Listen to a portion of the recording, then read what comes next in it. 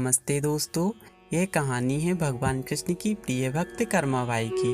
कर्माबाई बचपन से ही अपने पिता जीवन राम को कृष्ण भगवान की पूजा करते हुए देखती थी।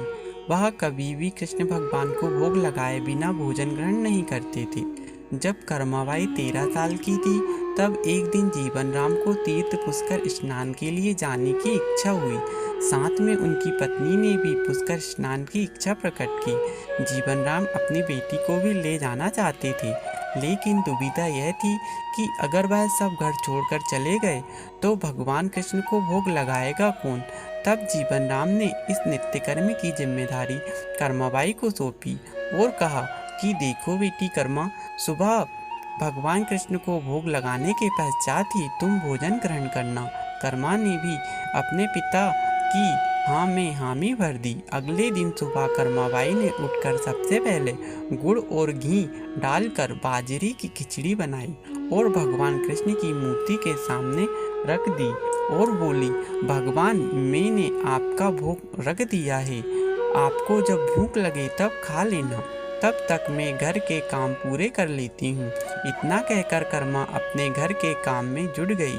काम करते करते बीच में आकर देखने पर जब कर्मा को ज्ञात हुआ कि भगवान ने अभी तक खिचड़ी नहीं खाई है, तब उसे संदेह हुआ कि शायद खिचड़ी में घी और गुड़ कम है, इसलिए भगवान कृष्ण भोजन ग्रहण नहीं कर रहे हैं।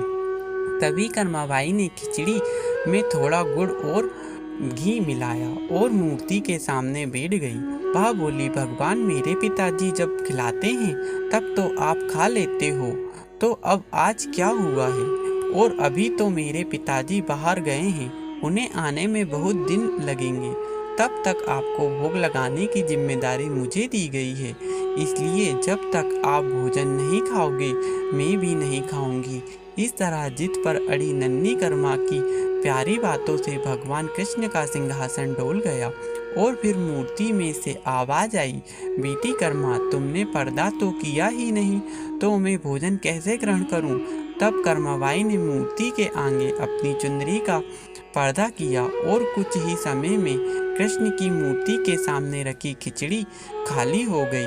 अब कर्मा रोज सुबह सबसे पहले कृष्ण को बाजरे की खिचड़ी बनाती और बाद में खुद भोजन ग्रहण करती। कुछ दिनों बाद घर लौटने पर कर्मा के माँ बाप भी कृष्ण की लीला देखकर दंग रह गए। इस तरह कर्माबाई ईश्वर की भक्त बन गई।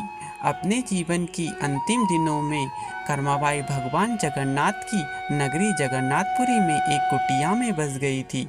वहाँ पर एक दिन कर्माबाई की कुटिया के सामने एक तेजस्वी क्रांति वाला बालक आया और उसने कर्माबाई से कहा, मुझे भूख लगी है माँ, खाना दो।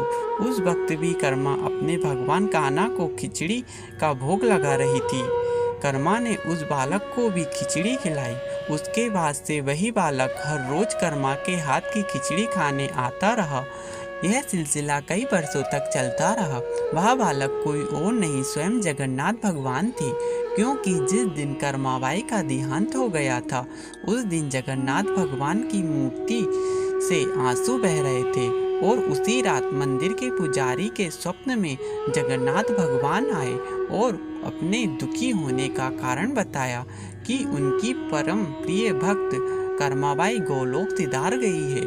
मैं रोज सुबह उनके हाथ की खिचड़ी खाता था, अब मुझे खिचड़ी कौन खिलाएगा? अगले दिन से मंदिर के पुजारियों ने निर्णय लिया, भगवान को रोज बाजरे की खिचड़ी का भोग लगाएंगे और भोग का नाम दिया गया कर्माबाई की खिचड़ी।